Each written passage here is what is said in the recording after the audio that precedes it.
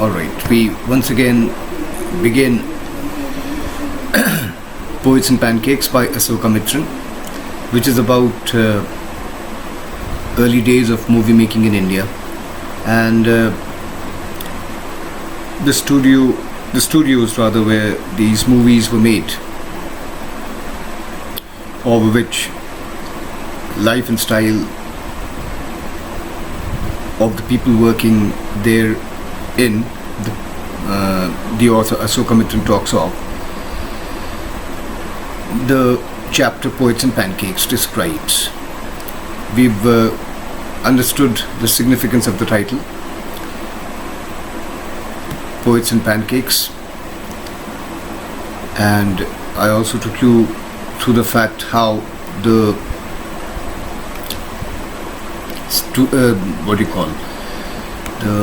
the makeup department of the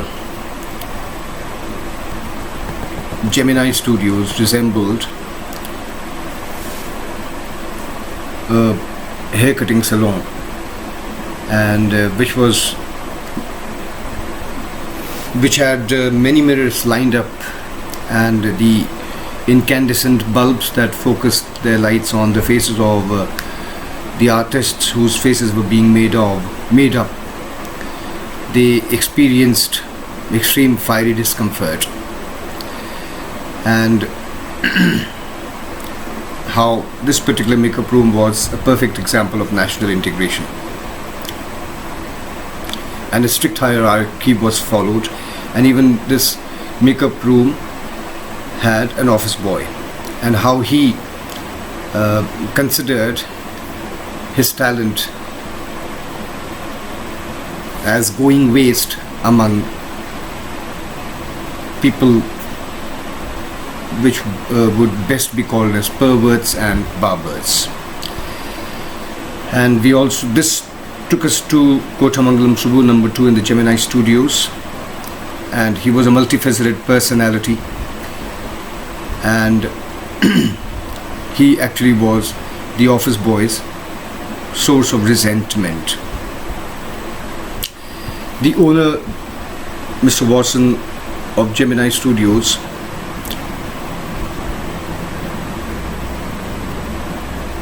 was, in fact, people working therein had literary inclinations, and the brand company from which this studio ordered makeup material was Pancakes, hence the title Poets and Pancakes. So the narrative rolls on, and we find that Gemini Studios at that particular point in time was a hub for the meeting of many renowned Indian poets. And we are told a little later in the lesson how a circus company happened to visit Gemini Studios, and this particular circus company was made up of people belonging to different nationalities, and how Ashoka Mitran talks in a humorous manner that their familiarity with the animals ended at the dining table. However, the circus company, having arrived, put up two plays in the Gemini Studios, and of the two plays, one of the plays became very famous, and majority of the plays put up by these people thereafter followed the way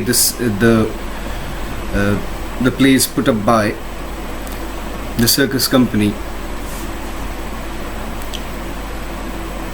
and majority of the plays copied the manner in which the opening scene in which the plays put up by the circus company had the scenes opened. So once again the bells in the telephone starts buzzing in the Gemini Studios, and people working in Gemini Studios get a sense that a certain poet is, or a certain poet, as you would prefer calling, will be visiting Gemini Studios in near future. Nobody knew who this person was. The only piece of knowledge that had percolated down to these people working in Gemini Studios was the fact that this particular famous personality who had been invited by the owner, Watson, would definitely be the editor of a certain renowned magazine or newspaper. However, this poet does arrive, and he is none other than Stephen Spender, who visited Gemini Studios at that time, and he gave a talk to the people working in Gemini Studios, and these people who did not have much of a familiarity with the language English could not understand much that Stephen Spender said. Moreover, the noise of the pedestal fan on the stage drowned the voice of Stephen Spender. They could only understand in bits and pieces. People working in Gemini Studios could only understand in bits and pieces certain words in isolation. They could not make out anything more about it, and the poet's visit remained a mystery thereafter for a long time to continue.